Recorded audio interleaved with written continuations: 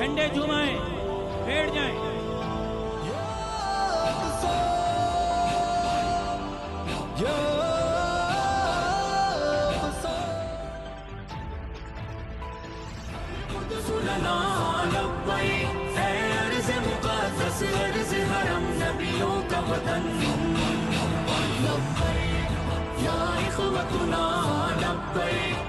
और जिसके लाखों फॉलोअर हैं, जिसके लाखों चाहने वाले हैं, मुझे आज तक पाकिस्तान की अदालतों ने इंसाफ नहीं दिया। मुझे आज तक पाकिस्तान की अदालतों ने इंसाफ नहीं दिया।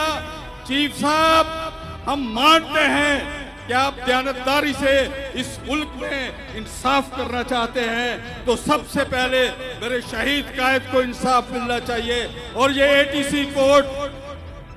एटीसी कोर्ट कौम के सामने नंगे हो चुके हैं। इतना अरसा तो सिविल अदालतें भी नहीं लेती थी।